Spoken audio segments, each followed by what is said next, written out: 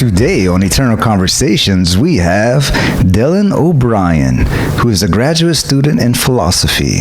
He's in his second year, fourth semester, so he's right at the end. So he's made it this far, and I'm sure he's gained a lot of enlightenment and enrichment since the last time he was on the show. And today we're going to loosely kind of talk about Deleuze and Deleuze, mental illness, and yeah. So he studied. He has degrees in psychology and philosophy, and just like me. And so yeah. So, what are your experiences? Well, let's talk about mental illness. Sure. So what about it? So I guess, so there are a lot of people locked up in mental institutions for schizophrenia and mental illnesses of the like, which in this culture is viewed as useless people, basically. Like, a lot of these people are viewed as useless. They're non-productive. But in other cultures, they are, they're hailed as gifted. Like, they can see things and experience things that normal people can't with their normal senses. Yeah, that's true. I think that perhaps part of that has to do with industrialization. Because, there are a lot of other cultures now where the mentally ill are still stigmatized. Like, I know that in Japan and a lot of Asian countries, it's still not considered to be a real desirable thing to be mentally ill. Yeah. But do you think that they have something? They have something to offer. They have something to teach us. Because you worked in mental institutions for a little while, right? Well, I worked in a group home for about 6 months, and I worked more or less in home with people for about 1.5 years. It's not too long, but long enough to have gotten some exposure. And I guess... Yeah, I mean, of course, every person has something to offer us. And there is a lot that we can learn from illness. But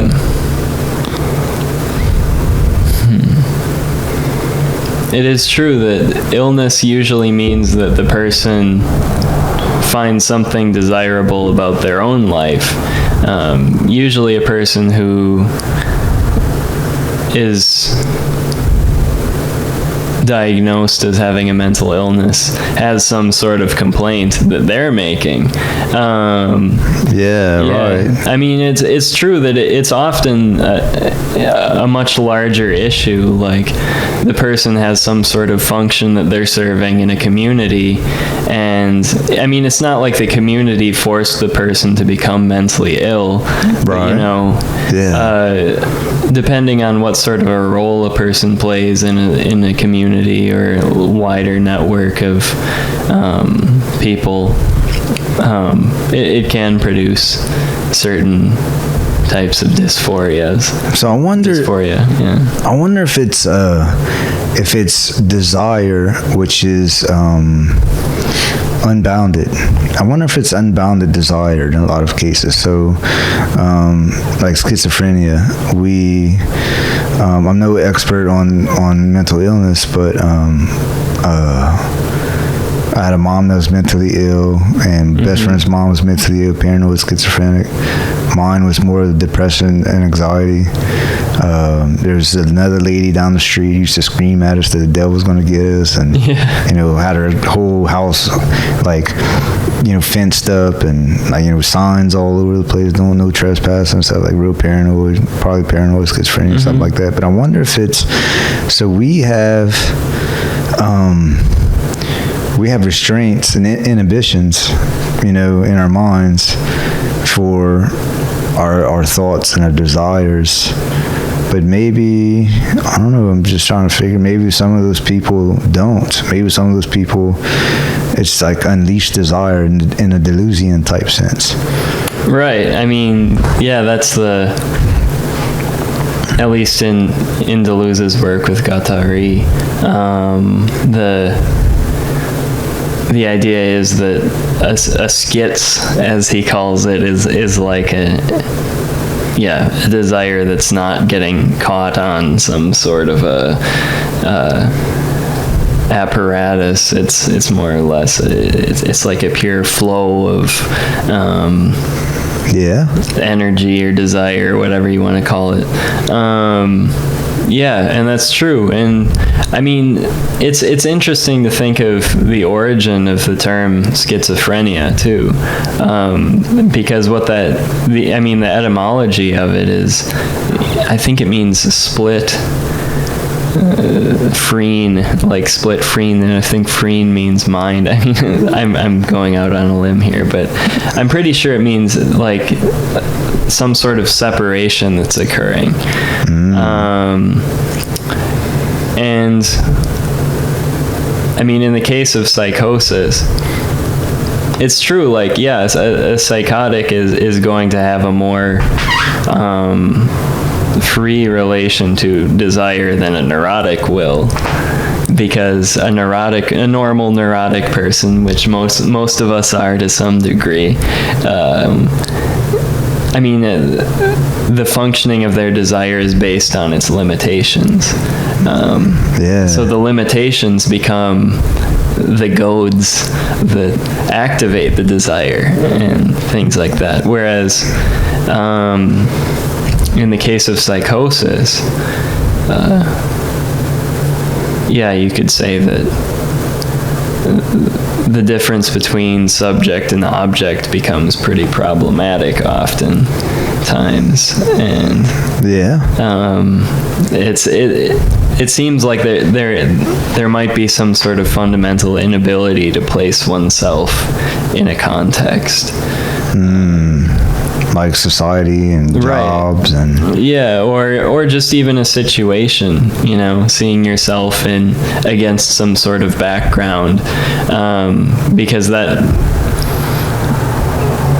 I guess that's what I've heard is what causes paranoia, is this feeling of, everything is connected, but somehow there's something that's disrupting that. And whatever it is that's disrupting that feeling of, unity, results in paranoia, because it's this feeling of there must be some sort of malevolent force that's disrupting this process of universal communion or whatever. Yeah, like paranoia is a weird thing. It's paranoia is I'm conflicted on that. Like so to me, like paranoia is either a lack of cognition, or it is cognition extended to the fullest. So it always seems to me like superstition and the like could be from a lack of awareness or cognition or awareness lowered, to where you just feel like there's these things and these people or these objects or these other beings like outside of your awareness, and you're very afraid of it because you can kind of sense it, but your cognition or awareness is just a little bit too low to understand it. Or your cognition is very high, and so like say people who think that the government's always watching them, right? Or everything, watching everything they look up on the internet, their phones, their everything. Either those people are just afraid of what they don't understand, or they do fully understand and they're just going overboard on their understanding. You know what I mean? Yeah, I think so. Yeah. So it's either kind of like it's either stupidity or super intelligence. You know, paranoia. I can't figure out like which one it is. You know. Right. Yeah. Because it's either you know there's something out there, but you don't fully understand like how everything is connected, or you know that everything is connected, and so it's like you really realize that everything's connected, and so if you do, you're like, well, if everything is connected, then that means that people that I don't want connected to me are still connected to me, right? And I don't like that. You know, I'm paranoid, mad about that. You know, I'm afraid of that, or. You know, I just know there's some people out there, but I don't really understand the connection. So it's either paranoia is either understanding the interconnectedness or not understanding the interconnectedness. I don't know. Like. Well, yeah, that's the kind of paradox of all this stuff is that there is such a thing as psychotic knowledge that plays an important part in, I think, any type of psychological treatment, in the sense that there is some knowledge to be had from this universal interiority thing where everything is both outside and inside at the same time. Yeah. So the inside contains the outside, and the outside contains the inside. Right. But at the same time, what would you say? I mean, this is part of why you can see the oscillation in the case of psychosis between, you know, grandiosity and paranoia. Like, because, like, just thinking theoretically, if I feel as though I know everything, and then something suggests to me that I don't, that would be experienced by me as really threatening. Yeah. Or also, like, in that sort of solipsistic mindset, which, I mean, there's a very interesting book called what is it? It's on Wittgenstein and Schreiber. The Paradoxes of Delusion, that's what it's called. And the connection that the author makes is basically just between solipsism and psychosis. Because, I mean, that's why you get the oscillation between paranoia and delusions of grandeur, is because, you know, paranoia springs from feeling like everything's about me, you know? Everything takes its place. Yeah, it is pretty egotistical, right. Like, now that I think about it. Right, so, like, I mean, if everyone's out, like, you're the center of the universe, and everybody's watching you and out to get you and stuff. It's like... Or maybe, you know, it's either I'm the center of the universe and everyone's out to get me, or maybe I'm the Messiah and I'm gonna save everyone. Yeah, you know, like, things like that. I mean, you get this oscillation. David Koresh style. Right. Yeah. I just listened to a documentary about him a couple of days ago for the first time, and since then I was quite an interesting character. Yeah, and I was like, man, this dude, he's either a fraud. I mean, of course he was a fraud, but I mean, he either knew he wasn't the second coming of Christ and just fooled people just for his own evil intent, or he really believed he was the second coming of Christ, and which made me think that, man, maybe he was schizophrenic. Yeah, well, I mean, it seems like a relatively common delusion for people to have, that they're the Messiah or whatever. Really? Relatively common? Yeah, I mean, there have been so many purported messiahs, and even more people who, you know, don't even put very much effort into, you know, converting people and stuff. Yeah, and they just, you know, realize one day. I mean, there's the famous conspiracy theorist David Icke, who has a video where he goes on some talk show and he tells the person, I'm actually God. He said, I'm the son of God. And the guy was just like, what are you talking about, man? Because like before that, I think he was a sports commentator.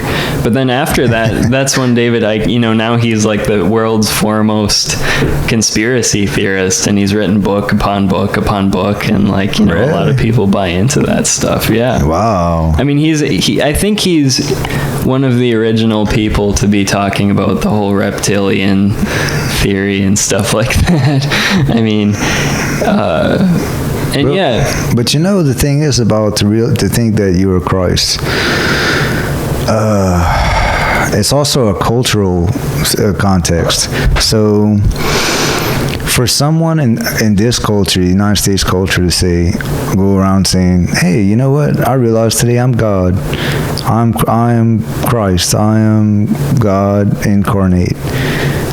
People would be like, oh, they want to lock you up, Right. Like, oh man, lock that dude up in a straitjacket, Yeah. Or do like, the Branch Davidians and the government will come and like, blow your building down and burn it down, which was, I was thinking like, man, that's pretty messed up, Right. Like, literally, he got so powerful that it threatened the United States government. Well, psychotic knowledge is profoundly dangerous, and I think it's because if you have a psychotic person who's well-spoken, able to convince people of things, there's not really much of a limit to what they can do. Yeah, and he like had these people totally like whatever he said, they would do it. Right. He even made them, the husbands stop having sex with their wives, so that because all of the men's wives belonged to him. Yeah. And he was fathering children with all of the men's wives. Yeah. That's how, like, this goes back to something that you can read about in Freud's early work, like, what is it? Why is it slipping my mind? Totem and taboo, that's it. Freud comes up with this elaborate mythology. I mean, he just cooked it up as far as I can tell. I mean, it's taken seriously by anthropologists, which is somewhat surprising because Freud himself, I mean, he had some knowledge of this stuff, but I think he was building this mythology mainly off of his experience with pathological states in people. And so, I mean, at the center of totem and taboo is this primordial father figure, which Freud claims, I think he's claiming that it has some sort of historical significance. Like, it's not purely mythological. He's claiming that there actually was this primordial father figure that at some point in ancient history, like before civilization, would have been the central figure of their local community, and they would be able to, like, he would be able to have sex with all the women and father all of the children, and then keep the men on the outskirts of the community and stuff. And what Freud said happened eventually was that all of his sons that were like he was kicking out all the time got jealous and killed him, and that was the origin of neurosis. Because then after they killed him, they realized that they lost their mojo, so to speak, because this father figure had so much libido invested in his figure that, like, once he was gone, like, the men didn't really know what to do with themselves. So, and it's kind of interesting too, because you can see this carrying over into even early civilization, where you often have a king surrounded by eunuchs, people who've been castrated. So it's like the king would have a wife, a queen, and then he would have a lot of concubines, women that he's just sleeping with and stuff. and then he'd have men around too, but in order to like be in the palace and hanging out with everybody, like you'd have to be castrated. Wow. So, yeah. So you literally have to have your balls chopped off. Well, the whole deal. What? Yeah. Wow. Oh my God. I saw that on the Holy Mountain, and I don't know.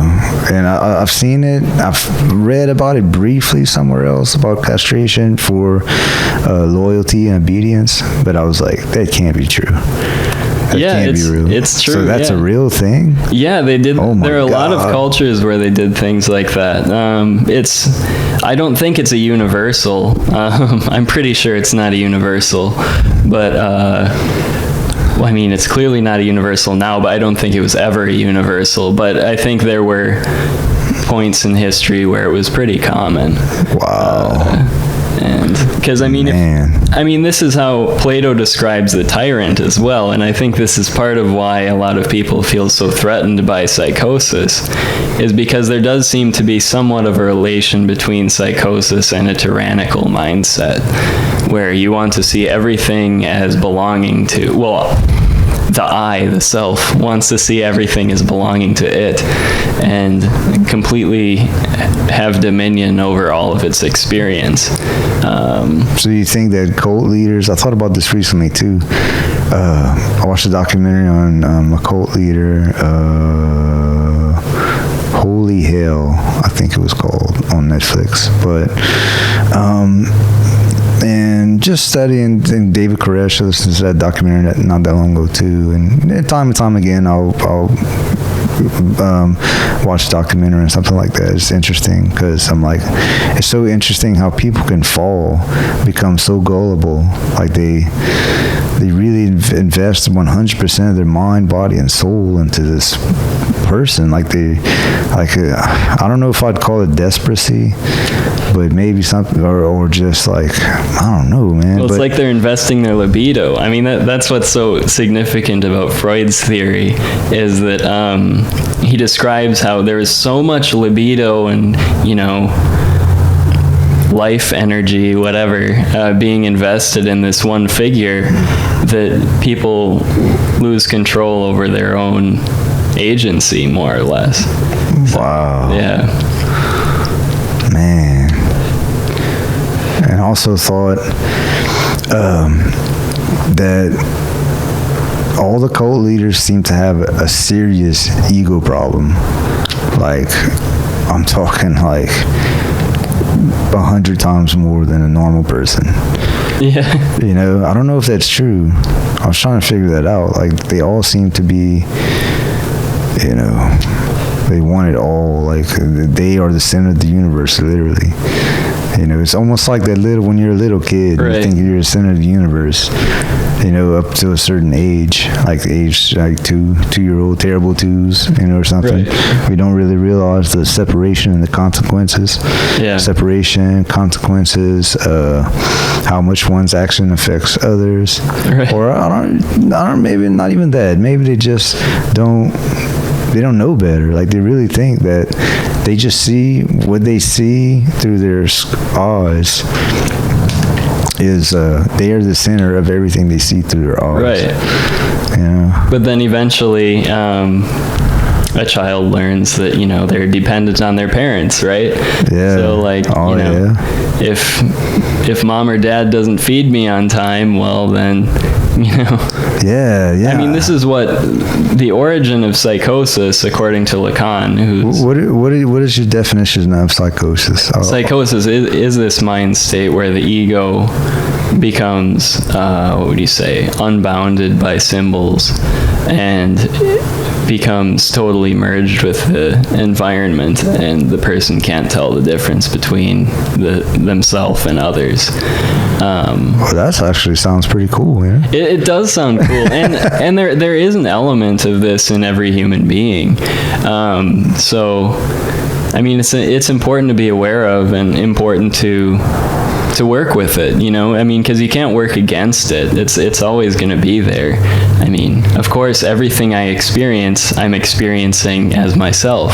So, I mean, unless I have some sort of dissociative thing going on, I'm always going to be experiencing things as my experience, obviously. Yeah, right. You can't prove that anything outside of your own skull exists, you know? Right. but it becomes proven to you at a very young age, usually, when, you know, you realize that if your caretakers aren't changing your diapers, feeding you, you know, things like that, you're gonna die in a pool of pee and poop, and, you know, that's curtains. That's the end, you know, and you really don't want that to happen. So you have to learn to deal with other people, and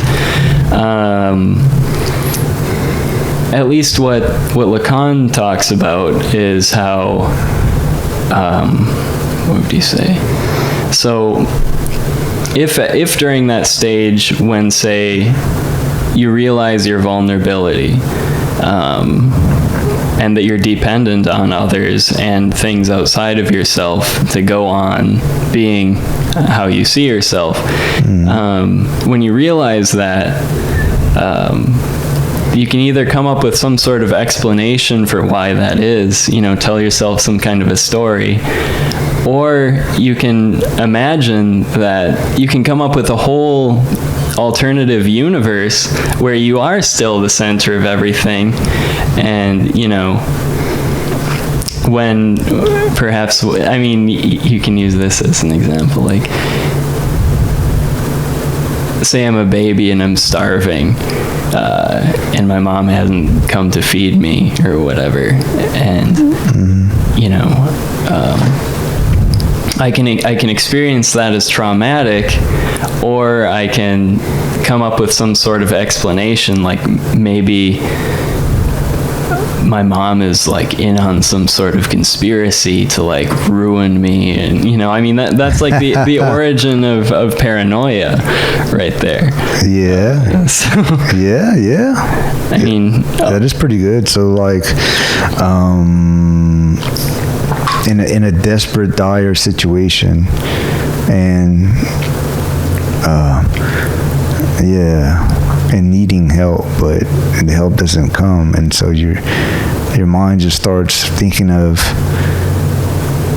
all kinds of different explanations. Right. Yeah, and the explanation can, I mean, if you want to really hold on to that idea of, you know, the whole universe is for me, you know, then it can become very tempting to imagine that there must be some sort of evil other that's causing problems for me. Yeah, that you can't see. Right. Or that you can see sometimes, but you can't control. Yeah. So it's like the other becomes like an alter ego that's manifesting in some sort of malevolent way. You know, I bet you that's what paranoia, I bet you that's a huge component of it, is a lack of control. So when you think that the world is out of control, like some which people, it is. yeah, totally. But some people are not okay with that. You know, some people, everybody has, it seems like every individual has different levels of how much they need to control their environment and the circumstances in life. But things such as illness and death, and of yourself and others, and tornadoes and hurricanes and floods and car wrecks and you know, just everything that's not controllable. You know,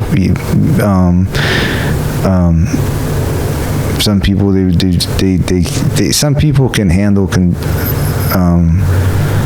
out of controlness more or less than others. Right. So maybe the ones, or even people in vulnerable states, and when they feel like their life is out of control, they become more paranoid.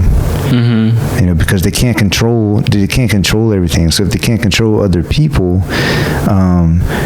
then just start to get paranoid, or if they start even just making stuff up, like cops and the NSA and all this stuff like that, is watching them all the time, because there's always stuff, like we always seem to have this intuitive thought that there's higher dimensional stuff going on all around us, which could be true, could or could not be true. But if you start to think about controlling that or not, and which most people don't, but if you do and you can't, then then paranoia will ensue for sure. Yes. And I mean this is where neurosis differs slightly from psychosis. I mean, I think of neurosis as just being a very small step away from psychosis. I mean, because neurosis, which is extremely common, possibly universal. I'm not going to... I'm just...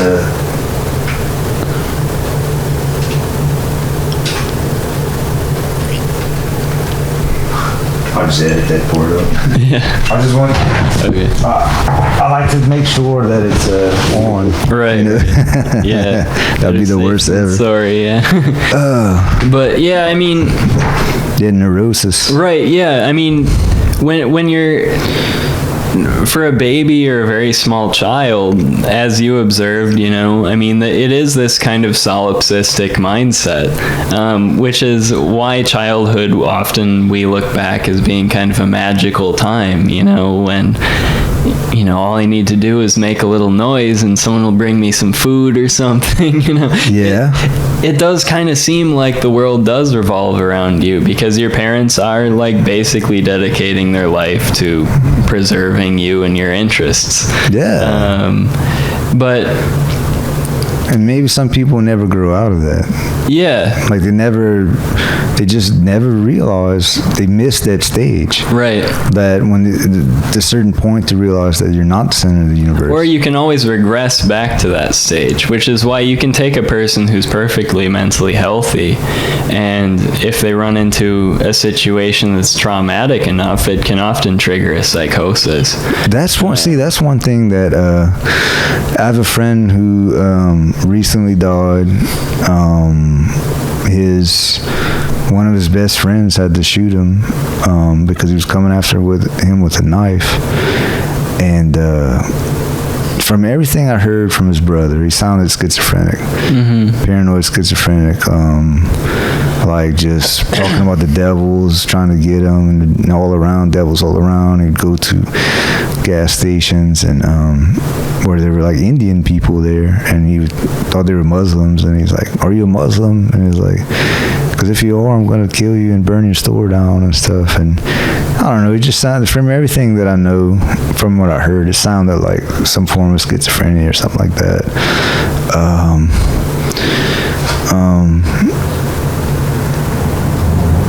I forgot what my point was going to be. What were you talking about before? Well, the transition from psychosis to neuro. Oh yeah. So, but he only started acting that way. He was 36. He started acting that way 5 or 6 years ago. All of a sudden, is it true that some people can develop schizophrenia, say, like just at the age of 31, all of a sudden? Certainly. I mean, it could happen anytime, really. Anytime to anyone? I mean, if there's a big enough trauma for the person, like, I mean, what happens? Do you have to be predisposed to it already, and make a certain stressful situation flip a switch? Well, I guess what I'm getting at with this neurosis psychosis thing is that a neurosis is basically just like a big bandage that you paste over the psychotic, core or whatever that you have going on. Oh. So if you have these defenses that are preventing you from regressing back to that primitive stage that we all come out of, if suddenly you take away all of those defenses, there's nothing that would prevent a regression there. So I mean, a lot of people are more or less people can be more or less adapted or have more or less effective defenses, things like that. And maybe there is such a thing as true maturity, where a person doesn't have to, use defense mechanisms and things like that, and they're able to adequately invest their desires into something that's more stable, and they aren't as vulnerable to like art and arts and music and creative productions, right? Or religion or whatever. I mean, it could just be anything that the person feels like they can invest in, that allows them to account for trauma, more or less. If you could just learn to channel it correctly, right, instead of just explode in your own mind, right? Yeah.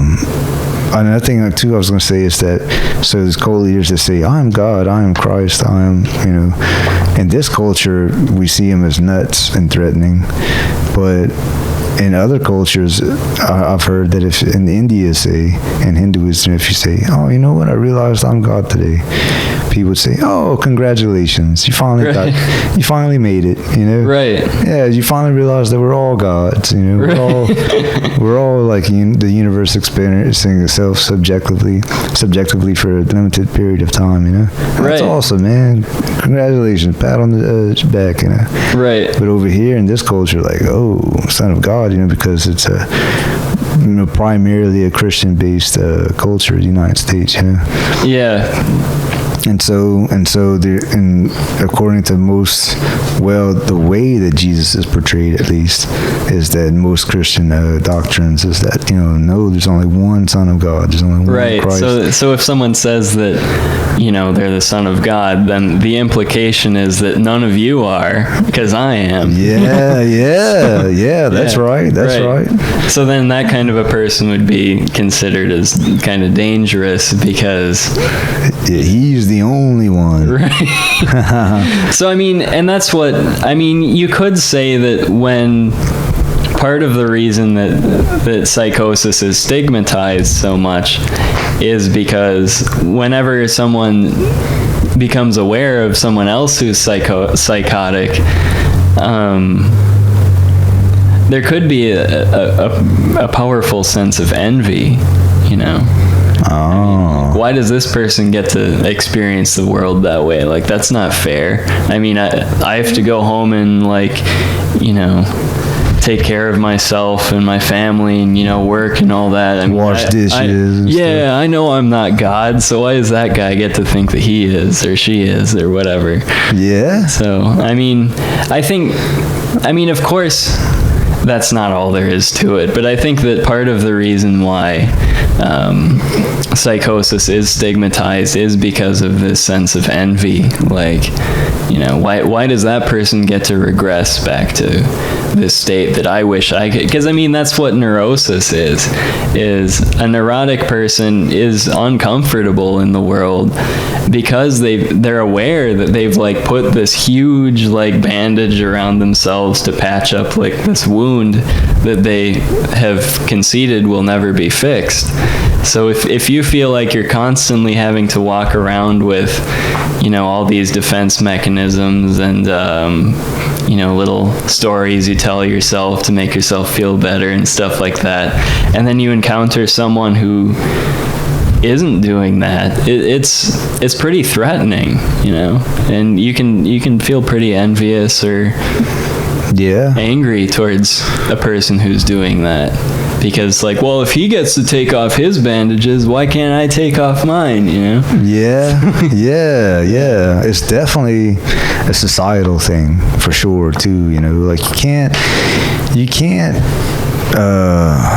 And there are some good reasons for it too. Sex being restrained, say. It's kind of a good thing, in a way. If everybody was just totally unrestrained, sex, there'd be so many more unwanted pregnancies and diseases and stuff like that, which I have thought before. So if you take away if you took away pregnancy and disease, if both partners had to flip a switch in their brain in order to become pregnant, and the world would be a lot different. You know? But that's just one example, is that you know, everybody going, just, there are a lot of desires, you know, that have to be restrained all the time in order to function as a society, so we don't turn into like so civilization doesn't turn to, you know, less than a third world country, you know, Mad Max type of thing, or you know, Liberia or something like that. I mean, I don't want to put too much stock in Freud, though. I mean, this stuff does have a lot of validity for dealing with pathologies, but I think it's important not to think of Freudian theory too much in a metaphysical way. Like, I don't think that he's talking about structures that actually exist. They're like things that, I mean, it's pathology. It's things that arise conditionally. So, I mean, one of my favorite books, A Clockwork Orange, you know, is this character who is totally unrestrained, and he's going around doing whatever he wants all the time, and most of what he wants to do is pretty nasty. As you'd probably know from seeing the movie. But so, I mean, he's running around stealing stuff, having sex with people who don't want to have sex with him, you know, just doing whatever he wants to, and not real great, you know, just real impulsive, not considerate of other people, things like that. But at the end, he gets bored of it. That's pleasant. He gets bored of it? Yeah, he realizes, like, well, I mean, I can just keep doing this stuff, but, I mean, I feel like I've done it enough, you know, I get it, like, I can have sex and steal and hurt people and things like that, like, I can do that, but, I mean, it's just not that interesting anymore. And this is what Plato talks about with, like, the process of becoming civilized, too, is that Plato says that a civilized person would be a person who, not a person who's really good at repressing their desires, because that would just be, you know, a savage or someone like that who's just constantly whipping themselves and feels ashamed of what they're doing. But a truly civilized person for Plato would be a person who has experienced the impulsive, you know, drive-based desires, but they've also experienced something else, and they realize that, you know, the other part is actually more desirable than the first one. So, I mean, at the end of A Clockwork Orange, he realizes that, well, actually, what he really wants to do is have a kid, you know? And so he like, dedicates his whole life to, you know, this idea of having a child. And I think for a lot of people, the act of, you know, marriage, producing a child, things like that, are things that allow them to connect to a greater community and see themselves in a more holistic and higher way. I mean, I've always heard that when I don't have kids, you do, but like, when you have kids, you really learn what you're made out of, like. Like, because I mean, if you don't give a crap about these people, like, you don't have to help these poor, helpless, like, crying creatures that just want, you know, you to help them and love them and things like that, and like, no one's forcing you to do that, but if you do it, eventually you realize, well, maybe that's what I want to do, you know? Yeah, definitely. And, you know, also, like, unrestrained desires. So Alan Watts talks a little bit about this, is like the church and its suppression of sexuality, for example, causes horniness. Like it causes people, it's like, so you have to have, you know, it's like the Tao Te Ching, like the dualism, you know, like you have to have the black would make sense without white, light, you know, bright good without evil, you know, etc., etc. So like you have to have the opposing contrast in order to actualize the other side.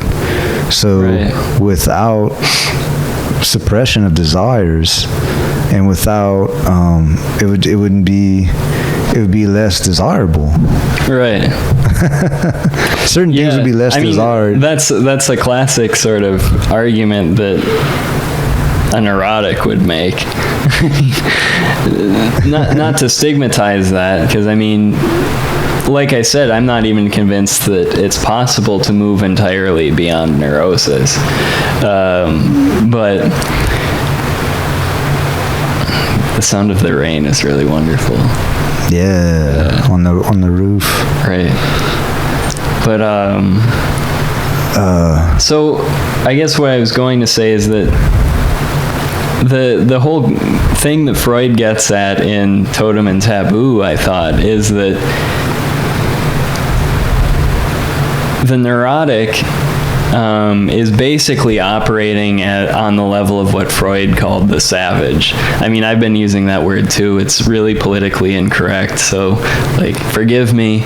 But I think it's okay. Well, I mean, it's kind of disparaging towards certain groups of people who, I don't know, are considered less civilized or whatever. Oh yeah, I see what you mean. Yeah, I don't know. So I mean, I don't want to offend anyone, but like, it almost seems like a derogatory term to call people savages. But I mean, it's not. I mean, it's Freud's just trying to describe this primordial mindset that we all, you know, come out of, whether we're born into a first or third world country or whatever.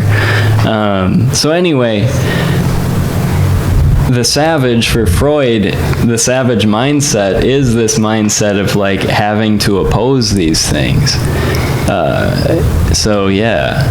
I mean, and that's because in the case of the savage horde, like the only thing that made it possible for, you know, these men to feel potent was this symbol of power and dominance and things like that came in the form of the father of the tribe, you know, this tyrannical figure. Yeah, and it always seems like, I wonder if the matriarchal type of hierarchical system, that when we're a little kid and we're helpless, and then you know, our mother and father, for most of us, take good care of us, and we couldn't get by without them and all this stuff like that. And so we grow up, and then there's government, you know, which acts like the father mother figure, that says, well, you're not you know, smart enough, wise enough, and capable enough, competent enough to make your own decisions, so we're going to go ahead and make our decisions for you. Right. And then on top of that, people place God, you know, and in this culture, it plays like it's a patriarchal type of God, you know, a male Jesus God, you know, he's on top. So for most people, or for a lot of people, you have this parent figure. Right. Always, you're always a follower, and there's always a leader.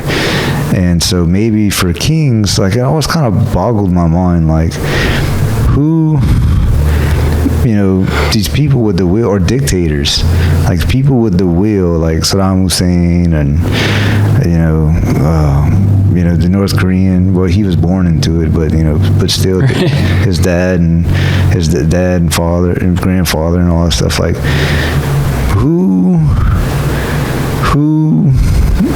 has such a will to be that person, you know? Well, I mean, what Plato says is that a tyrant is a person who is completely dominated by impulse. So if you're completely dominated by impulse, you see the entire world, the entire universe maybe, instrumentally. So everything becomes something for me to use for something that I want, you know? And so the tyrant or a dictator, whatever, I mean, I guess there is a possibility of like, no, probably not, never mind. But yeah, so with a tyrant, I mean, it's a person who's completely, they're the most domineering person on earth, to be sure, or in a given culture that they're dominating. But it's important to remember that the tyrant is the most dominated person of all, because at the end of the day, like, the people who are being affected by the tyrant can go back home and say, like, you know, well, I just had to do that because, you know, this tyrant didn't give me any choice, you know. Right. But the tyrant isn't being forced by anyone other than, you know, his or her own desires. So it's like the tyrant has become totally subjugated to their own, you know, petty will. And that's why, you know, Plato talks about a tyranny as just being a really unfortunate thing, especially for the tyrant. They're like the loneliest people in the world, you know. They don't trust anybody. They're super paranoid. And why could they trust any? I mean, if you see the whole world instrumentally, like, you always have to be worried about some kind of rebellion. And the people who you suppress hate you secretly. Oh, I'm sure. Yeah. You know, publicly they have to say they love you or they can get killed. You know, so they secretly hate your guts and would poison you at the, like, you know, you have a million people would gladly poison you, you know. Right. Yeah. And by the way, if I say you know too much, just say, no, I don't know. I'll try to remember. Because on the last podcast, I said, you know, so many times, and I'm trying, I know we were talking about that, I'm trying so hard to, it was really raining now on the it's really nice. Yeah, there's our exteriority. It's not just this one room with two dudes. It's this a gazillion raindrops. Yep, all is one. So I don't know, man, it's just like cult leaders, like David Koresh was the last one I studied, and I wondered about, he's so, I mean, God, the egomaniacal delusions of grandeur so high in people like that. And it's kind of confusing, like, well, how does someone become a cult leader? You know?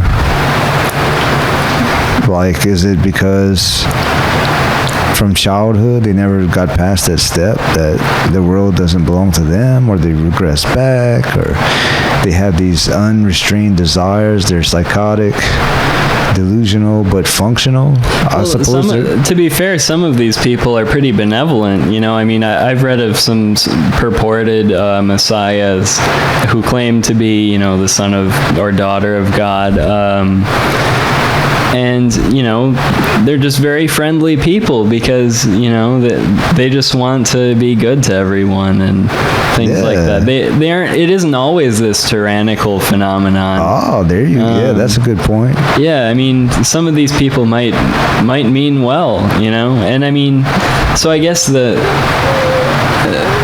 really profound thing that you find all the way back in Plato is just this, I think, still radical notion that these people who seem to be cruel, domineering, you know, things like that, like, these aren't people to be feared, they're people to be pitied, you know. Pitied at the worst, and at the best they might be able to teach you something, you know. Like, I mean, the oracles in ancient Greece and Rome and Egypt and all kinds of other cultures had figures that were pretty similar to oracles. Those were people who would have some sort of way of functioning, not unlike schizophrenia, who could, perform an important role in society. But I think there is a tendency in our culture to just kind of jump the gun and assume that as soon as someone's, viewing the world solipsistically, that immediately means that they're going to be this malevolent, tyrannical, evil figure, which I think the whole David Koresh thing is a pretty good illustration of. I mean, yeah, he was doing a lot of pretty lousy stuff, but I think the government totally overreacted. Definitely. It's man, they just blew the heck out of that whole compound and killed a bunch of people and stuff. I mean, yeah, what was happening wasn't good, but even women and children, just blowing holes with tanks and right. Just I was like, so man. I mean, and that's what I think when you see reactions like that occurring, it's more envy than anything. Most likely, it's people who secretly wish somehow that they could have been someone like David Koresh and have a bunch of wives and things like that. I mean, it's kind of sad that people feel so envious of the mentally ill in that kind of situation, when I mean, really the guy just should have gotten some treatment or something, or at least have someone nice to listen to him and just hear him out. And I mean, the whole, as far as I know, the treatment of psychosis is pretty simple, but it's hard to practice, because the only way to treat it is not to try to teach these people to be different, or tell them that they're not God or whatever. The only way to deal with it is just to try to hear them out and show that there can be an other that doesn't necessarily agree with you, but is still not malevolent and isn't out to get you. Yeah. So, I mean, that's where it's kind of interesting to study the interactions between these tyrant rulers who would often have some advisor. Seneca was famous for this, a stoic, famous stoic. He was one of the top advisors to, I forget which ruler of Rome, but a really tyrannical guy, not real great, but I mean, Seneca was acting as a potential therapist, more or less, for this guy, so that Seneca wasn't out to get him. He was just out to be someone that wouldn't have to agree with him, but could still, not be someone he would have to worry about. So, yeah.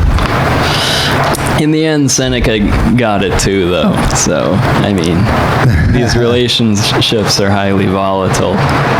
Yeah. So you, So what do you think about your experience working in the mental institution? Well, the rain's loud now. Yeah, it's really nice. Yeah. Hold on a second. Sure.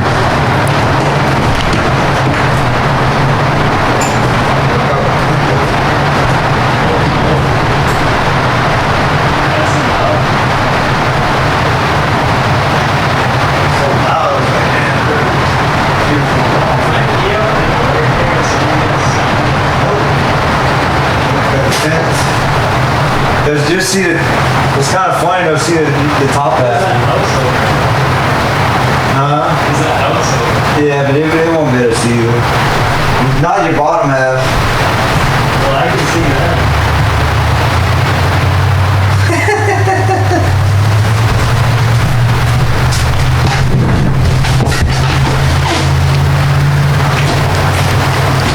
Sorry about that. It was raining so hard that I had to go look out the window. I was getting kind of worried.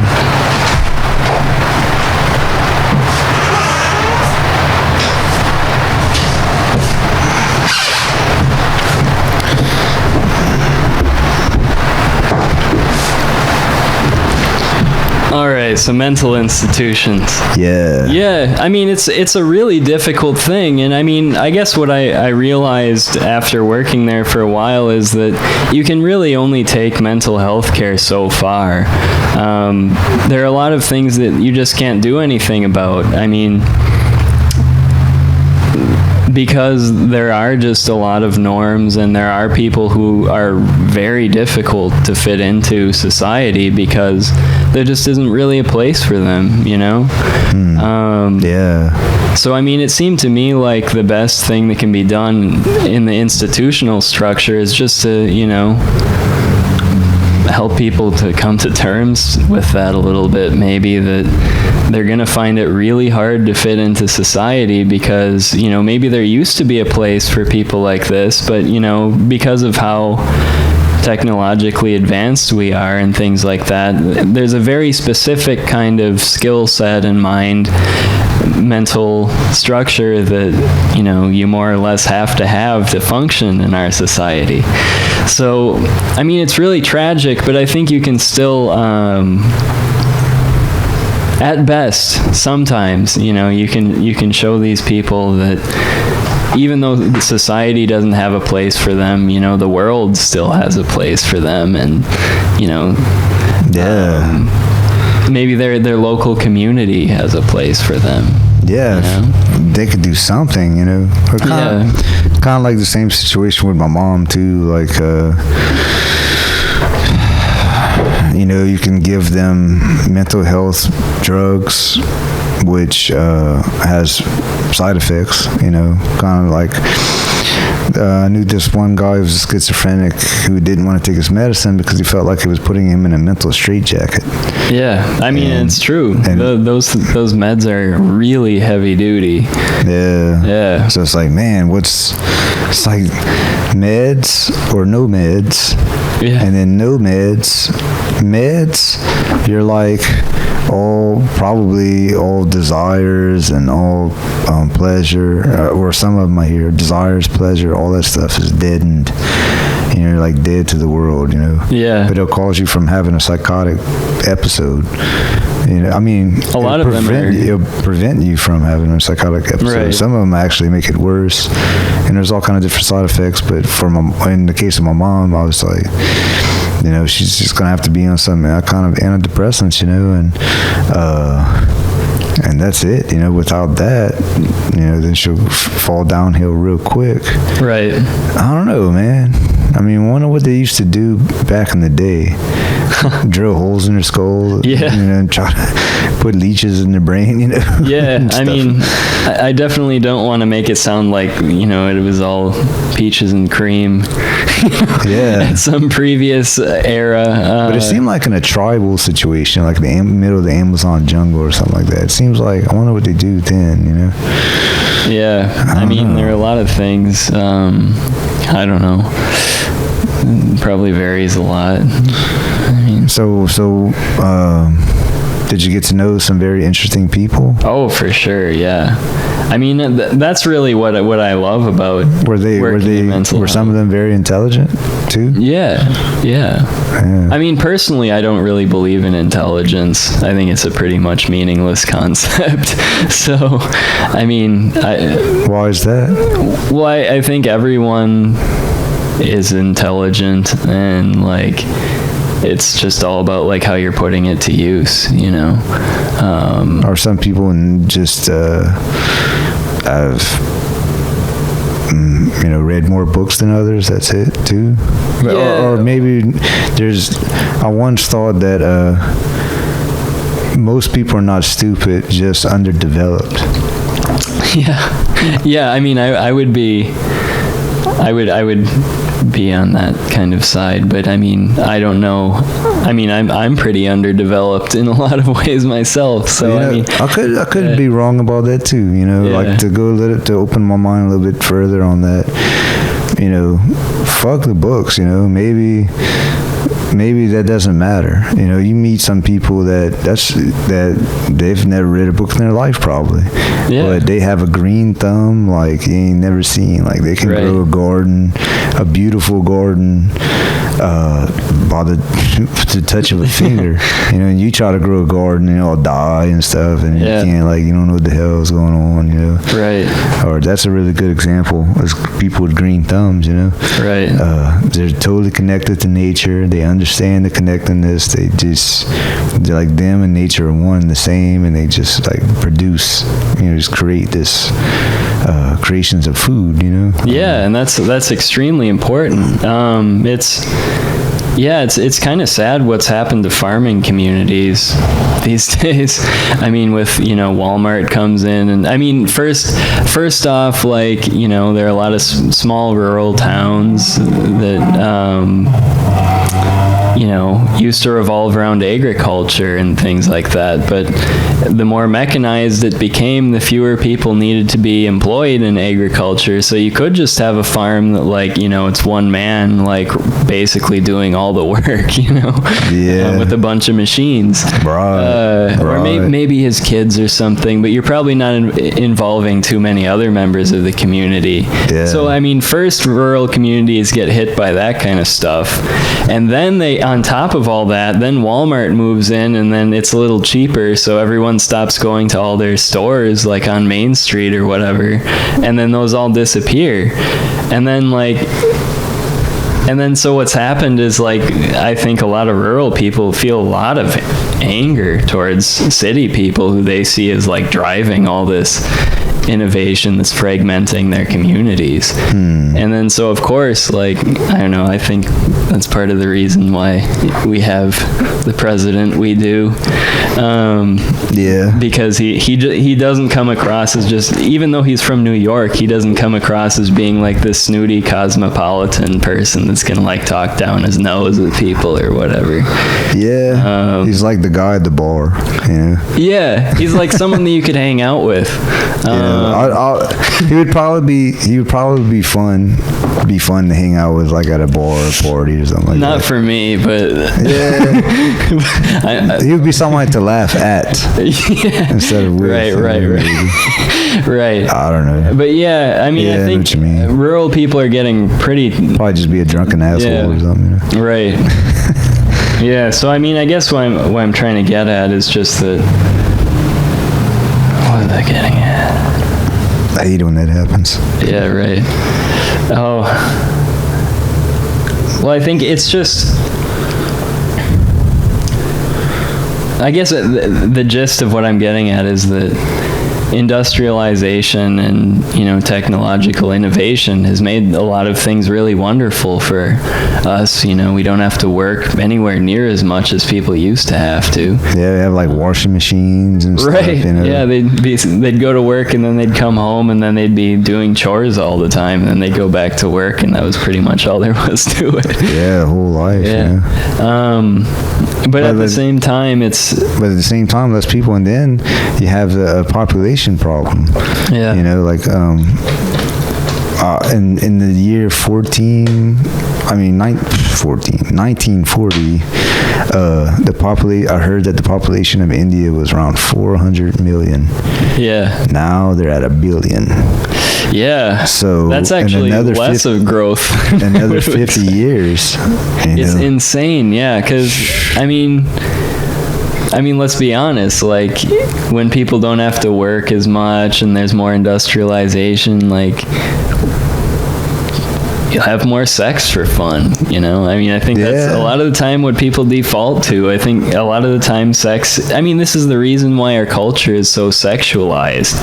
Like, it's not because sex is, like, the most important thing on earth. It's because everyone likes it, you know? Yeah. Like, there are very few people that don't have an interest in it. I've heard of those people, and I don't know if I believe it or not. Yeah, I don't know either. Like, I forget what they call them. Asexual. Asexual people. It's very strange. I knew one man, a former professor of mine, that everyone swears it's either that or something. or he's not being himself. Right. You know, maybe he was like gay and didn't want to admit it, or he just like was totally the most asexual person I ever met in my life. Like, yeah, I mean, I guess it's possible. It's weird. Like nobody could ever figure it out. Like, you know. Yeah. And you don't have to be, and to be a sexual person, you don't have to be like, you know, flaunting and stuff like that, talking about it. But just, I don't know, you can just tell, you know, like when somebody, it's weird when somebody's asexual, you know. Right. It's like, it doesn't make sense, you know. Yeah, I have no idea what that would even mean. But that's a good point, though. I never thought about that. So the reason why we have so much sex in our culture is because we have the opportunity, you know, just like, you know, so we have all these mechanized machines like washing machines and just, you know, hot water heaters. You know, we don't have to heat our water up outside on a fire.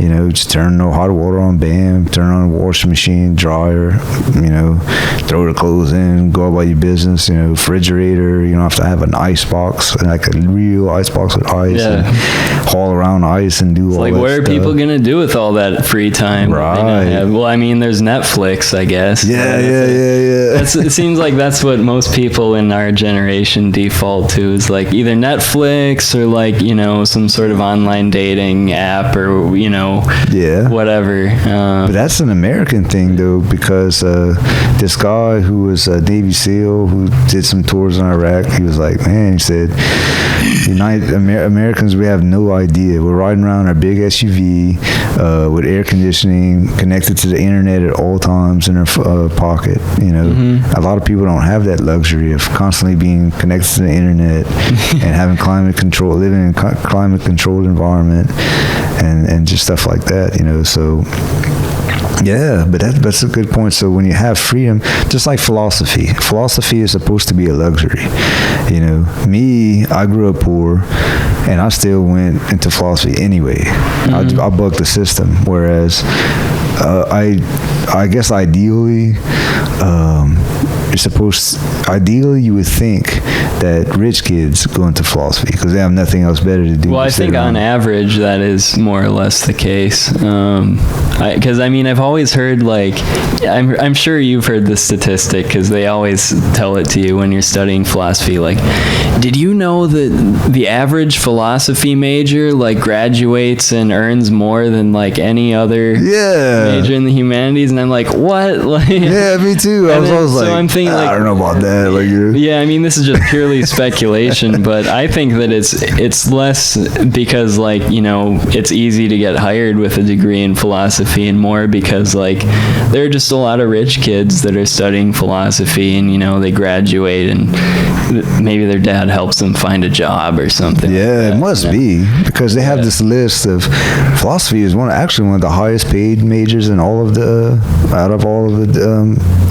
disciplines. Right. And I'm like even above like chemistry and all this biology and stuff. And I'm like, I don't know who drummed up this set, you know? Or maybe it's just because they're all going to like law school. Or like you just said, you know, maybe because they started off as being wealthier kids, you know? Right. But so philosophy itself is supposed to be a luxury. I don't think so. I think it's me too. I think it's like it's a necessity, right? Not a luxury. I mean, like, you need metaphysics before you can have physics. You need physics before you can have technology. So I saw one of the most awesome memes or jokes ever the other day on Facebook. It said there was two people sitting down having a drink, and one was a physicist and one was a philosopher. And the physicist said, I study the theory of relativity. And the philosopher said, I study the relativity of theory. I said, oh yeah, that's awesome. Right. I study the relativity of theory. I was like, that's even better. Yeah, right. Yeah, because I mean, there is something beyond theory. And that's a really important thing to be aware of, especially nowadays. And I don't know. It seems to me like Well, Yeah, like philosophy is a necessity in order to gain luxury. Like Right. they think like philosophy is a luxury, like to be able to philosophize. Like I'm like, no, philosophy is a necessity in order to gain luxury Right. of various forms. well, because I mean, the only reason why we've been able to invent things that Just seeing the relativity of theory and Yeah. critical thinking. right. I mean, and there's just the fact that natural philosophy begat science. You know? Yeah. I mean, that's why, like, there's that video that came out with Bill Nye talking about how philosophy is not important, things like that. And then people were joking, like, he's Bill Nye, the natural philosophy guy, Because that's what science, like, until 50 years ago, like, you wouldn't have a science department, you would have a natural philosophy department, Yeah. And because all the ideas that we're still using in science today were invented by philosophers or people or scientists who were functioning as philosophers or things like that. I mean, if you go back 200 years or so, most philosophers were also inventing stuff or like, coming up with scientific theories and things like that. Philosophy is like the science fiction of science. Like in Fiction? No, well, all right. Well, I guess like philosophy precedes. Philosophy precedes reality, or philosophy precedes the material realm, the same as science fiction precedes science. So like science fiction usually becomes true because people make it come true, but science fiction always seems to precede science. Oh, right. Yeah. Okay, I get you now. Yeah, the same way as philosophy always seems to precede everything. Yeah. Yeah, it's strange how we've come up with this bizarre notion that like somehow science is opposed to, spirituality, religion, philosophy, like it's just this standalone thing that has nothing to do with any other disciplines. Oh, I know. But I mean, I think that just comes from the fact that science is so specialized at this point that, you just have to study basic principles without knowing like why we have these principles or theorems, just to be able to like get to a level where you can understand some basic things like about how to build a computer. So like, if you went all the way back to like the invention of a transistor, like magnets, things like that, and then you had to work all the way from that to like, the invention of a hard drive, like, I mean, that would be like a 50-year-long education. I know. Yeah. But I mean, I think it's worth it, I mean, maybe that's just... But check this out, though. I was going to say this earlier, that... So you're saying that you didn't think that intelligence was real or should be categorized, at least. Right. And then I said, yeah, well, what about people with a green thumb? Well, check this out. Sometimes, or some people think, in which I kind of think, I definitely think it's a possibility that too many books can actually ruin you. Like too much education can actually make you less functional individual. Well, it depends on what kind of education it is. Well, even philosophy, because the reason why is because a lot of academicians they become engulfed, surrounded by a conceptual world. So they live in a world of concepts versus a world of like thinking instead of doing. Right. Well, I mean, that's certainly the stereotype. But too much. Like, right. Well, I mean, I guess that's what happens when you divorce conceptuality from reality, or the ideality from reality. It's like a byproduct, of it. Right. I mean, I think that it can be a danger. It can be, for certainly, some, for sure. Certainly, especially today, when in philosophy departments we're often being encouraged to specialize. I know. You know, get focused on these issues that, you know, you aren't really aware of their relevance in the big picture. I think like specialization could be a form of mental suicide almost. Yeah, you know, I mean, you spend 10, 12 years working on your dissertation, not that long, but you know, from the time when you, as an undergraduate, when you first start off, all the way, you know, you specialize. You spend so much time specializing that you negate everything else. Like right. you ignore. And then pretty soon else. It's like your mind just turns into like a singular particle that like can't do anything else, you know? So. And anything that doesn't have to do with your specialization, you don't want to know about, it closes your mind almost. Yeah. Like you don't want to know. Well, not everybody's like that, but it seems like a lot of people are professors. You know, you try to talk to them about something that's related to their specialization, but it's not specialized enough. They don't want to hear about it. They discount it. You know, it's that's madman talk. That's phooey. Yeah, I mean, to be fair though, I think that's a universal phenomenon. You know, not only in philosophy but in every discipline right now. You know, I mean, I'm sure there are people trying to come up with. I'm sure there are people trying to come up with theories in physics and chemistry and things like that are dismissed as cranks or, you know, whatever. It sucks, man. It sucks because even for the scientists or anybody, so in order to create something new that's hard, you have to spend a lot of time, years, if not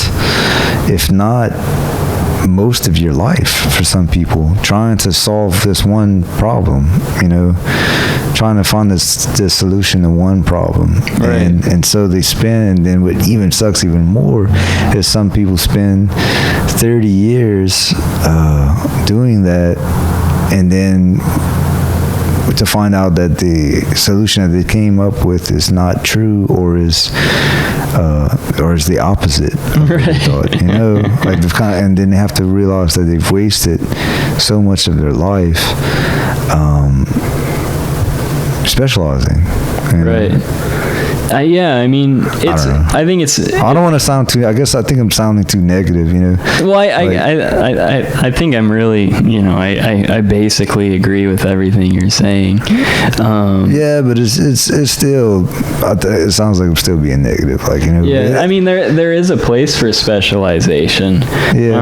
I mean, it's good to focus your life. I mean, it's just like technology. It's a double-edged sword. Right. You know, really. Like, you know, technology brings so much good to the world, but yet so much it can also so much evil. Depends on who's using it, you know, right. How you use it and who's using it on you and all this stuff. You know? Television is good. Internet is awesome because it globalizes the world, and it allows us to see other places and cultures and ideas and beliefs.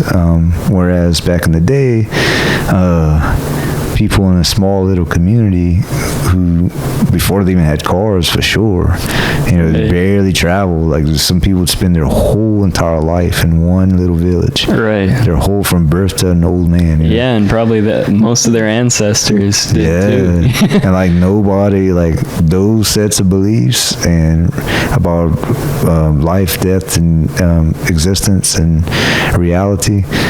That's it. Like, you know, there is nothing else. You know, no exposure to other beliefs. But so the internet allows us to be exposed to all these different beliefs. Like a lot of it's, you know, I mean, the byproduct of that is that anybody could say whatever they want, you know. Right. And so, which is a good thing. You know, everybody should have the right to be able to express their opinion and their beliefs. But at the same time, man, you have to sift through so much. Yeah. Like, you know, it's so tiring. But it's worth it. I mean, at least in my experience. I mean, it's fun. Yeah. You know, it's still fun. I mean, I've run into some absolutely wonderful things on the internet that I would have had no exposure to whatsoever. Yeah, for sure. But yeah, I had to dig through a lot of crap to find it. And I guess that's something that I think should become more of an emphasis in education. Should be like, just teaching people to learn how to sift. I know. Yeah. Critical thinking. Like, Right. that's one thing We've never had more information than we have now. I know. And some people, I remember some lady was like, man, kids these days are so smart. I was like, yeah, because they have the whole world's information in their pocket. Right. Like, all the world's information in their pocket. That can be good and bad. But then someone else said, yeah, but what do they do with that information?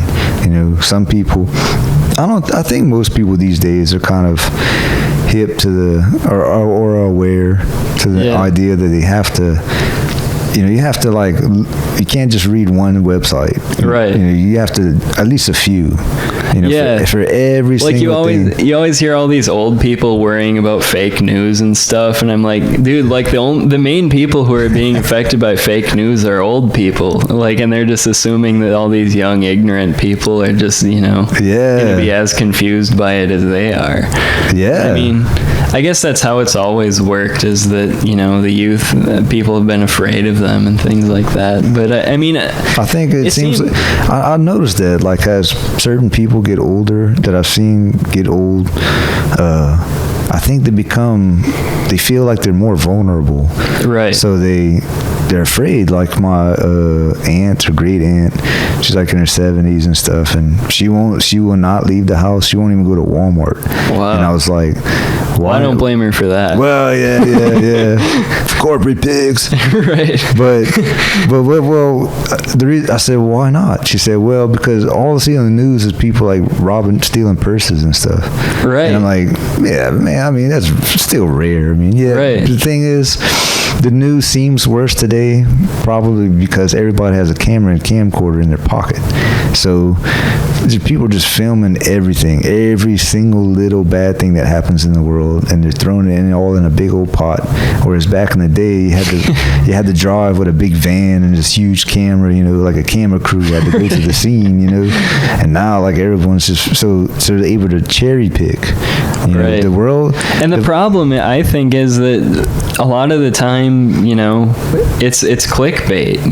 I don't have as much of a problem with fake news as I do with clickbait. No, man. It's like, I mean, half terrible. of this stuff, like, they'll just put a headline and, a thumbnail just to get people worked up. And then, like, they click on that and then they get more worked up.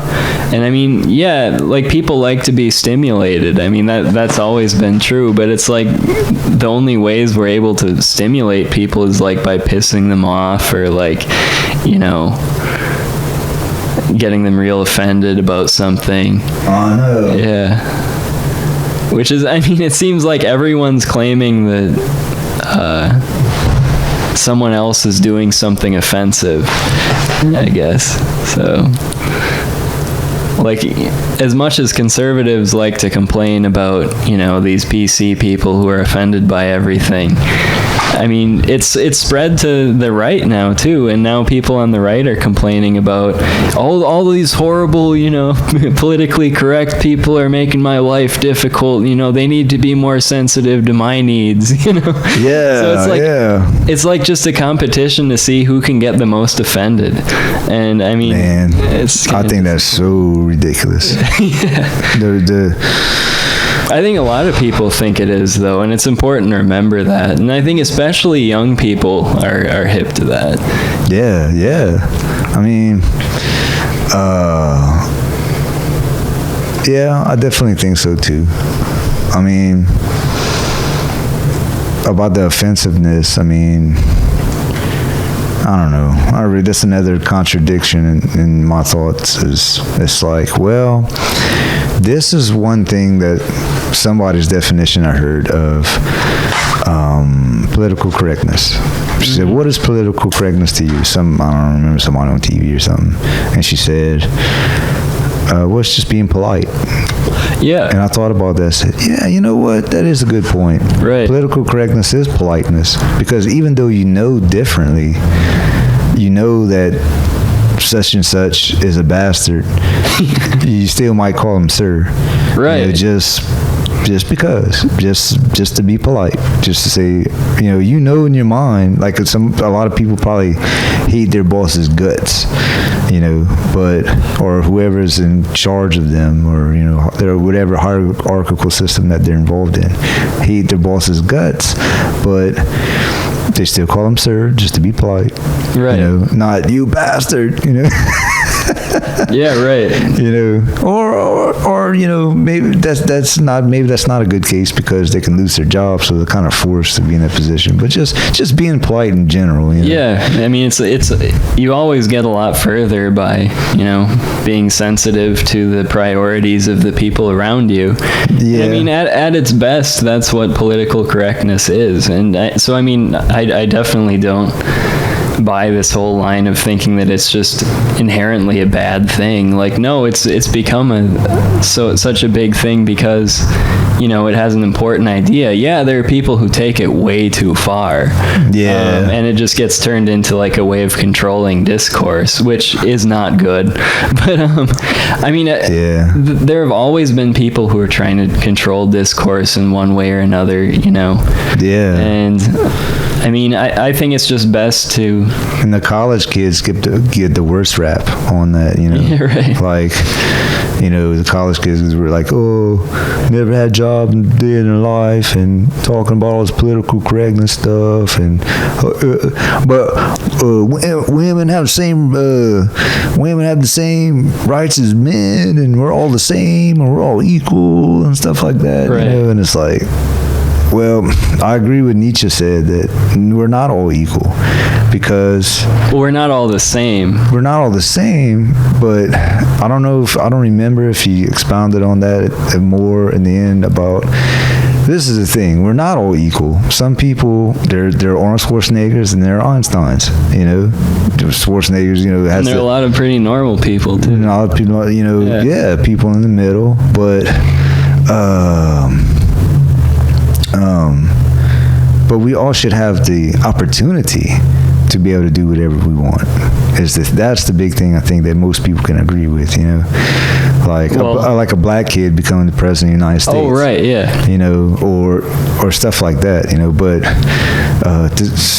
certain people are born with a certain intelligence that is not that doesn't fit in with college culture. Right. And then some people are born with the ability to have bigger muscles than others. I don't know, Wait, do you want to hear my theory on this? This is just a pet theory. I mean, it's pure speculation. All right. But my theory about why a lot of people get so worked up about this kind of stuff is like, some kid, comes from some community where most people are pretty conservative or something, or whatever, and then they come back and they're like spewing all this stuff, and it's like, they feel like first their kid left to like go to college, and then when they come back, like the only time you see them around Thanksgiving or like Christmas or whatever, they're just telling you how horrible you are. So, I mean, of course people hate that shit. If you only see your kid twice a year, you don't want to hear about what a lousy person you are, and I think that's stirred up a lot of outrage. Which is unfortunate. I know. But I know. I mean, it's good that people are broadening their perspectives, but we shouldn't have to forcibly broaden people's perspectives, I guess. Yeah, I mean, I realize this. I ideally would like to... I used to want to be the savior of the world in a way, but in the sense of broadening everyone's perspective, opening everyone's mind, having everyone to have an open mind and a desire, an intense desire to learn and be curious. That's a good thing, I think. But like some people, I just don't think that's possible. I actually think it would be harmful to some people. Like now, maybe I'm wrong, but some people they have an aversion to open-mindedness or looking within. Like change comes from, I believe, like we were talking about earlier, I think that change comes from within. That's the ultimate. Like people relapse into out of rehab 10 times, and then eventually it's up to them when they make the decision. Okay, right. Now I'm ready to stop. That's a good example. But so I used to want to open up a sensory deprivation chamber place. Yeah. Like that's what I want to do. You go and you float in water that's the same temperature as your body, and all senses are cut off. So the only thing left is your mind. It's you and your mind. Right. You know, it's like natural, legal, safe, psychedelic type of deal. Right. And it was. I remember reading about first an intro psych textbook a long time ago, and it's great. You know, it's awesome. But or meditation and stuff like that. But you know, some people, they can't be alone. Like they have an aversion to being alone. Now they're probably running from something, I'm sure, from themselves. Like they don't want to deal with themselves. But I don't know. Like, but then here's another contradiction. Some people use psychedelics to run from themselves too. Yeah. Right. Yeah. So it can become that too. It can become an escape. Right. You know, and that's the wrong way to use it, you know. It's a very thin line between. Yeah, that's right. Like you can use psychedelics to go within and become closer to God within you, or you can take it to disconnect from reality and from your reality, and that's messed up, you know. Yeah. And probably the more, for some people in the past, I bet the more they've done it, they probably start to become like a crutch, you know, just like alcohol, you know, just like, you know, all these things. And then, of course, that's not the same. But some people seem to have an aversion towards going within. And then but this is the contradiction, though, about that. Maybe it's because we're social creatures. So it seems like some people are super social creatures, more so than others. Like I'm more of a loner, actually, you know, an introverted loner. Like I love silence. Yeah. Like just by myself in silence in my cubicle, like study carrel somewhere. Right. You know, just I love being in the library. You can hear a pin drop. I love that, you know. Yeah. Some people, they hate that. They can't stop. Because they're sociable, so they need people for, you know. But that should be like a normal animal human function, though, is to be their social, you know, social something social. So I don't know. Maybe. That's a strange thing. Yeah. You know? To me, it comes naturally. I didn't think about that. But it seems like more people than not have an aversion towards going within. Mm-hmm. I don't know. It's kind of probably going off a little. No, that makes sense. Yeah. Off the side. I mean, I guess, to connect that to what I was talking about, I guess I would just say, like, the important thing is just to learn how to work with people where they are open-minded, because I mean, everyone's like closed-minded to some things and open-minded to others, and the important thing is, again, to be able to, you know, sift through that and figure out, like, maybe this person's really small-minded on this level, but they're probably open-minded on some other level. And I mean, and you know, like, truth must be told at the right time too. Exactly. It seems like some people, you could tell they're really close to something, and you want to tell them something, an illumination of truth, but I don't know, but you gotta wait to the right time, you know. Right. When that door of defense mechanism is like is open for that moment, you know. Right. Because if you miss the boat, you know, no telling when it's going to be open again, kind of thing. Yeah. You know what they say about trauma, though? What? Trauma is like too much truth at one time. Yeah. So it's like you get too much truth and you can't handle it. I mean, that's what causes people to break down, is when, you know, you get into a situation that's a little bit too real, you know? Yeah, like death or something. You know? Yeah. Somebody close to you dying or something. Right. And everybody knows that we're all gonna die, you know. But I don't know about everybody. Well, everybody, yeah. A lot of people live like they don't know it. Right. Yeah. Right. You know. Well. I do. You should. I think, you know, one of the greatest realizations that one can have is to realize that you and everyone around you will, you know, relatively will soon be dead. You know. Right. But we're people who study existentialism and you know, stuff like that. So that's just what we do. Yeah, we think that's great. But I mean, if you go tell some random person about that, they'll be like, I mean, there's this great scene in True Detective. Sorry, I'm just going to keep plugging this TV show because I think it's fantastic. But all right.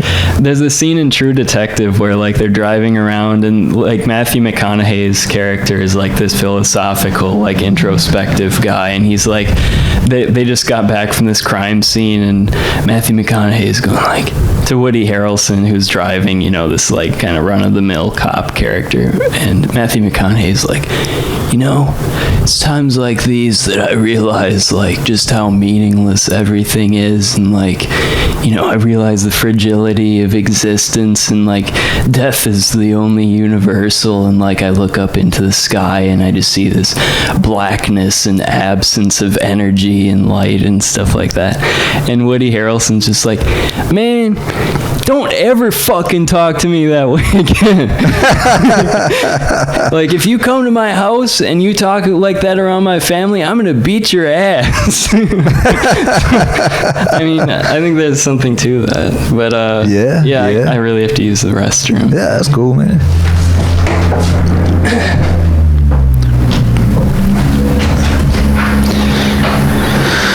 Yeah. About to go eat some boiled crawfish. Budweiser and boiled crawfish. It's going to be one of the best spots on the planet. I think the best spot on the whole planet. Yeah. So I'm trying to not say like and you know so much this time. Yeah.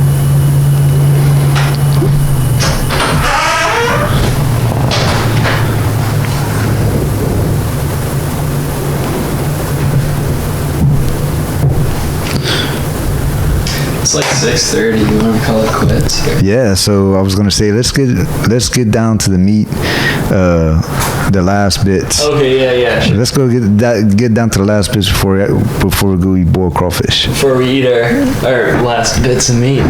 Yeah. All right. So, what is your definition of enlightenment? Enlightenment. Oh, that's difficult. That's really tough. You could take your time, you know. But. Yeah, I have to think about that for a little bit.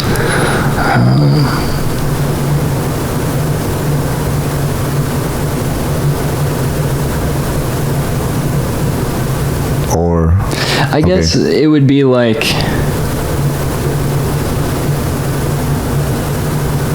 what would you say? I guess just because what I've been reading lately, like, all right. I read this, now, since I know this is going to be on YouTube, I have to put this disclaimer here so that all these crazy people won't get weird ideas. But I'm not Muslim. All right. Yeah. I mean, that shouldn't be a problem. I'm gonna kill you. that shouldn't be a problem, but just in case. Yeah. I was reading this book by a Sufi Muslim mystic, what was his name? Al-Ghazali, from I really like the Rumi. Middle Ages. Yeah, they're pretty related, Al-Ghazali and Rumi. I'd say Al-Ghazali's more like the philosophical aspect. Rumi is like poetic. But Sufism is a little different than like mainstream well, it's Islam. like, it's mystical Islam. Okay. So yeah. All right. But it's definitely still Islam. I mean, Al-Ghazali's taken pretty seriously by most Muslims. Oh, okay. Yeah. Oh, okay. But he talks about how, like, you can realize that the temporary world and your body and everything is like this donkey or like camel that you're riding on, and like it's not you, you know? That's not what you are, but it's like this thing that's carrying you to where you need to go. And so when you realize that, then you're able to like get rid of the stuff that you don't need. And because he talks about how like if you're too fixated on, if your priorities are in the wrong place, you're going to be loading up your camel with like a bunch of, you know, fancy stuff so that it looks all, you know, beautiful, and it's carrying all your gear and stuff like that. Golden plates, and cups. And like all this unnecessary stuff for your trip, you know, your journey. But he says that like you can, the goal of philosophy or mysticism, thinking, whatever, is to like realize how much you can carry, more or less, and not worry about the things you can't carry, and just take what you need and respect it, you know, like don't just shit on the camel because it's like an animal, and you know it's not real sophisticated and things like that, but realize that, you know, you're dealing with this world that is conditional. But I like that though. That's pretty good. Like, so enlightenment, so you're saying enlightenment is just to realize what's necessary, and to be able to decipher the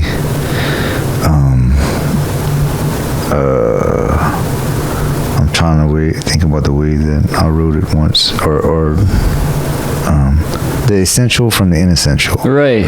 There's some prayer about that. I forget how the prayer goes, but I think it's something like, Lord, help me distinguish between what I need, what I want, and like something like that. It's really elegant. But that's awesome though. That's something new to me. Like that's a new definition of enlightenment I've heard. You know, that just realize, you know, So can you like summarize? So what is your definition of enlightenment? Can you summarize it, man? Enlightenment would be like when your priorities are ideal, you know?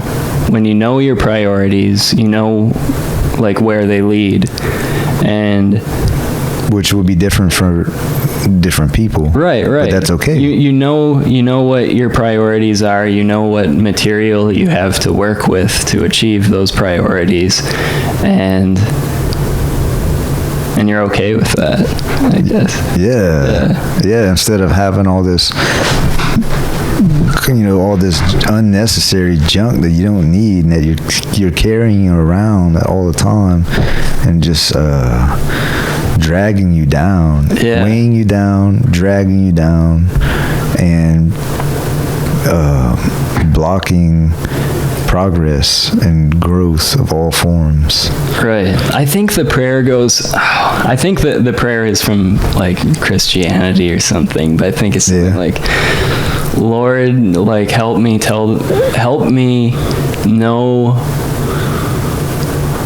what I need and what I want, and have the wisdom to know the difference, or something. It's really, I'm sure you've heard it. Yeah, I do like it. I do like it. You know what I'm talking about, though? Yeah, I surely do. I wish I could remember it. But it is good. It is good. I mean, there are a lot of things, some things, you know, and from that are really good. So, to you, what is the meaning of life? The meaning of life. I don't want to touch that one with a 10-foot pole. Why don't you say what you think enlightenment and the meaning of life are? Oh, well, let's see. I think enlightenment is, I haven't figured it out yet. That's why I ask everybody else. But I guess enlightenment is, let's see, reaching the highest state of consciousness that you are personally capable of. Reaching the highest level of consciousness through various ways and forms and methods, to realize that the totality of all that is, to realize that all is one, that all is divine, that all of eternity is occurring in the present moment,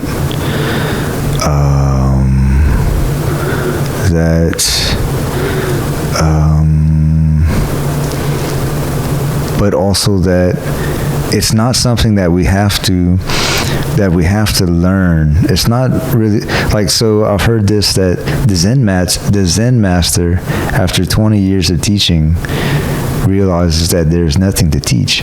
Right. Yeah. That,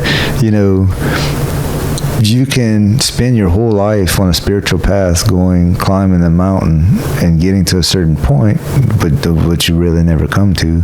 But I don't know, it's like enlightenment can happen, and enlightenment can happen anywhere at any time, like at a red light, or walking down the street, or in the middle of washing dishes.